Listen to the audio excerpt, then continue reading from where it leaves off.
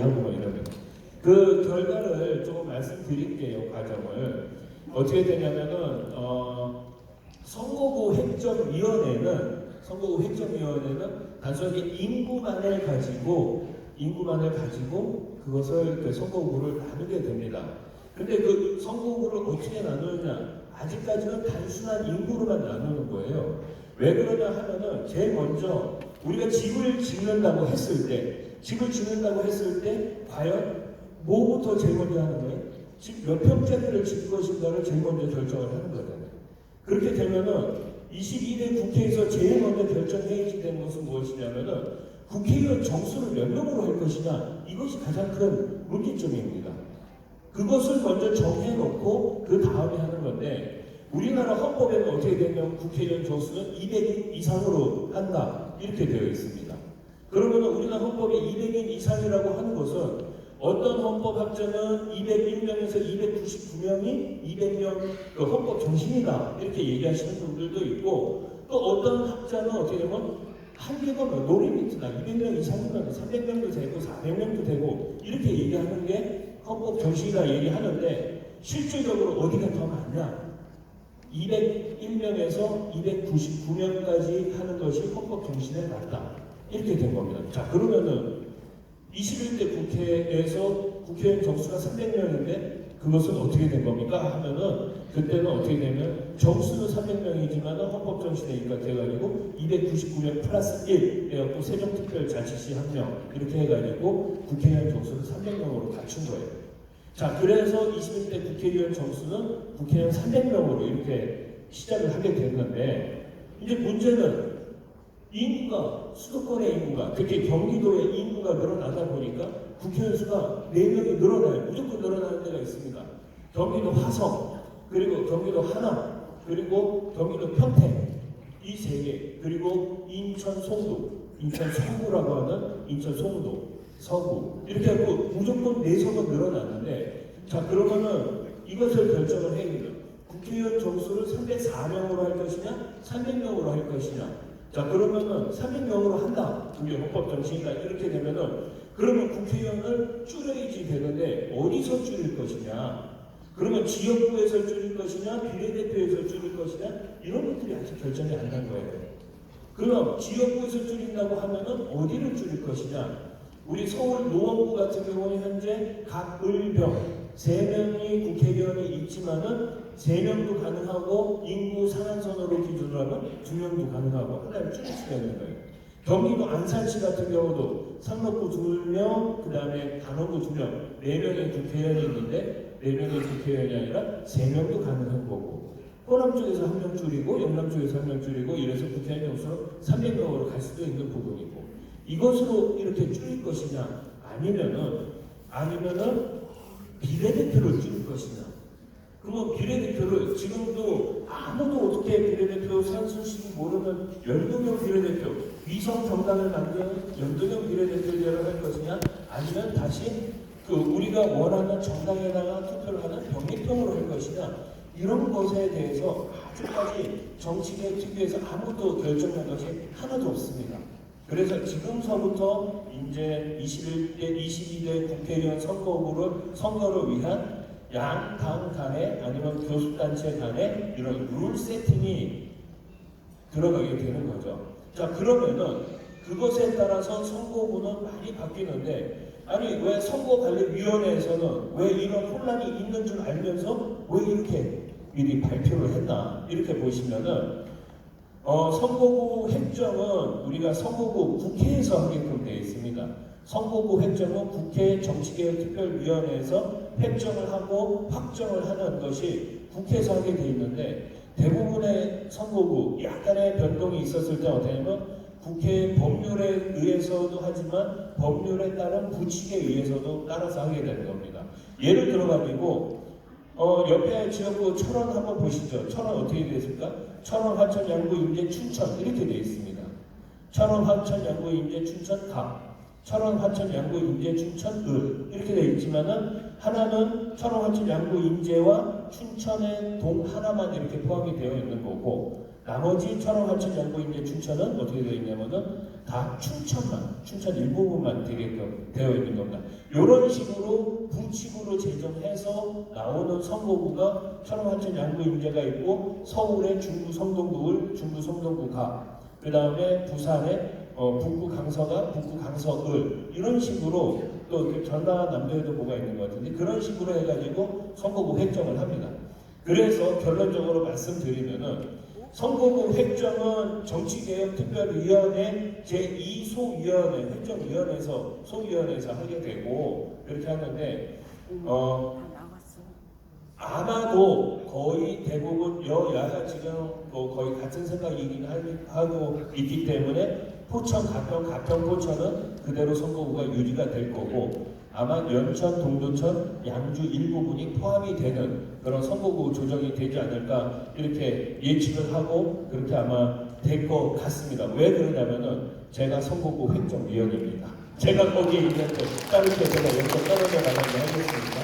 자, 제가 이런 말씀 드리는 이유는 혹시 몰라요. 어떻게 될지 몰라가지고 나중에 연천이 들어올 수도 있지만은 연천 제가 그동안 잘 관리해놨습니다. 무조건 우리 후보가 이기게끔 제가 연천에서 거의 70% 이상 이렇게 지지를 받고 있는데 연천 제가 잘 관리해놨으니까 그렇게 되면은 제가 다 밀어드릴 테니까 여기 계신 모든 분들은 지금은 지금의 현행 선거구대로 포천하고 가평하고 포천에서 우리 국민의힘 후보가 그리고 또 지역을 위해서 지금까지 열심히 일해왔고 앞으로 잘나올 후보가 반드시 당선이 될 수 있도록 여기 계신 모든 분들이 우리 국민의힘 박주시 승리를 이끌어 주셔야 됩니다.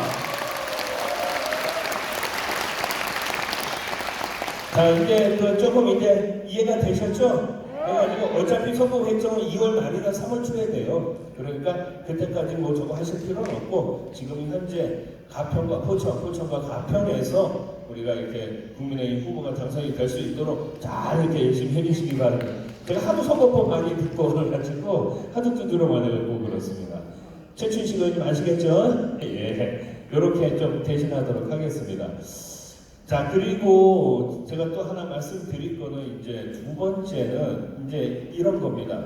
우리가 지금 우리 당원 동지 여러분들께서 가장 답답해하고 그 다음에 또 힘들어하시는 부분들 중에 하나가 아니 왜 이렇게 국회에서 무기력해 진짜 좀 가서 좀 싸우기도 하고 또 밀어붙일 때도 밀어붙이고 막 이렇게 해야지 되는데 왜 그렇게 무기력하고 이렇게 했을까? 그랬을 때 저희 국회에서는 국회 선진화법이라는 것이 있어가지고 어떤 회의 중이나 회의를 방해하거나 아니면 회의 중에 사실상 몸싸움도 안 되고 다 그런 것은 다 법률적으로 걸려버리게 되어 있습니다. 근데 왜 우리가 그동안에는 이렇게 무기력하게 돼 있냐? 사실 문재인 정부 때 당시의 범야권은 다 합치면 190석이었고 우리는 국민의당 3석까지 다 포함해서 110석밖에 안 됐었던 거예요. 이미 선진화법이 무력화되는 그러니까 민주당 마음대로 그렇게 해도 우리가 뭘 어떻게 할 수가 없었던 거죠. 근데 이제 그것을 기점으로 해서 우리가 지금 정권 교체를 이뤘고 지방 우리 경기도 교체를 이뤄서 31개 시군 중에 22개를 우리가 이뤘으니까요.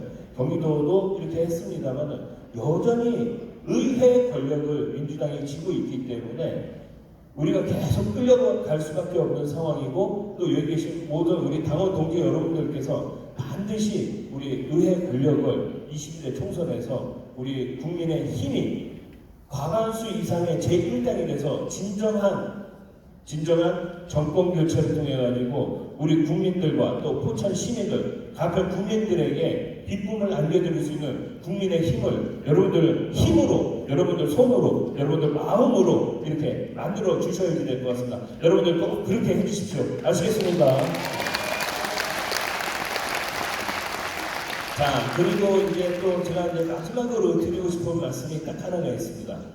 선거를 이기기 위해서 어떻게 해야지 되느냐. 자, 선거는 누가 뜁니까? 선거는 다른 사람이 뛰는 게 아닙니다. 선거는 누가 뛰냐면은 선거는 본인이 뛰는 거예요. 아무리 많이 정한다고 치더라도 결국은 후보 본인이 뛰어야 됩니다. 근데 후보 본인 혼자만 뛰는 건 아니잖아요. 자, 두 번째는 누가 뛰어야 되냐? 내 가족들이 뛰어야 되는 거예요. 내 본인과 내 가족들이 선거를 뛰는 겁니다. 그 다음에 그러면은 뭐 선거 6명, 7명만 됩니까? 안 그렇잖아요. 여러 가족들이 함께 뛰어줘야지 되는 겁니다. 저는 그렇게 생각합니다. 우리 국민의힘 여기에 지금 계시는 분들이 다 가족이라고 생각합니다.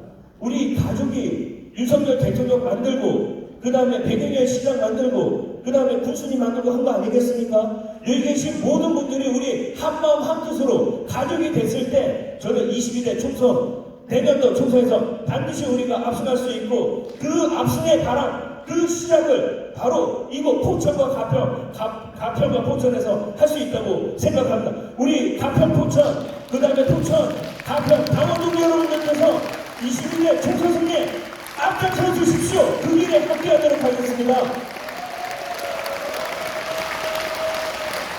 자, 이제 마지막으로 드릴 말씀이 딱 하나 있습니다. 코로나 이후에 완전히 시대가 바뀌어버렸습니다. 지금 그러니까 우리가 평상시에 약 한 500명 그 전에는 한 500명 모이던 그런 행사다 이렇게 가보면은 많이 가보면 한 150명, 200명 이 정도 있고 예전에는 그래도 한 150명, 200명 되는 행사다 그러면은 그리고 요번에 이제 코로나 끝나고 다 보면 한 70명, 80명 많아요. 그 정도밖에 없어요. 이미 코로나 이후에 이렇게 우리가 대면으로 하는 것이 많이 급격하게 줄어들었다는 얘기입니다. 그런데 선거운동은 어떻게 합니까? 오프라인에서 대면적으로 선거운동하는 것이 많이 줄었다고 치면은 결국은 이제는 온라인 싸움입니다.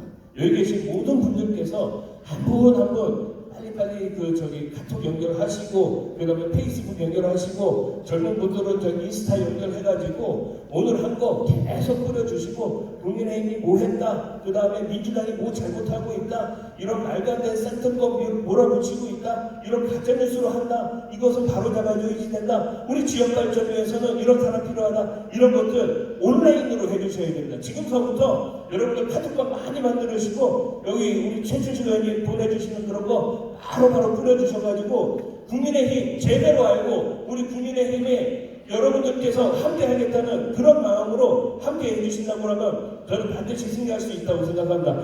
오늘 우리 정말 토요일날 오후에 이렇게 모이신 당원동 여러분들 진짜 감사드리고 우리 이 마음 이 뜻 한대로 모아서 22대 총선에서 반드시 우리 가평과 포천과 가평에서 우리 국민의힘 과반수 이상의 총선 승리를 불을 땡겨주시고 앞장서 주시기 바랍니다. 저도 그 길에 함께 하겠습니다. 오늘 고맙습니다.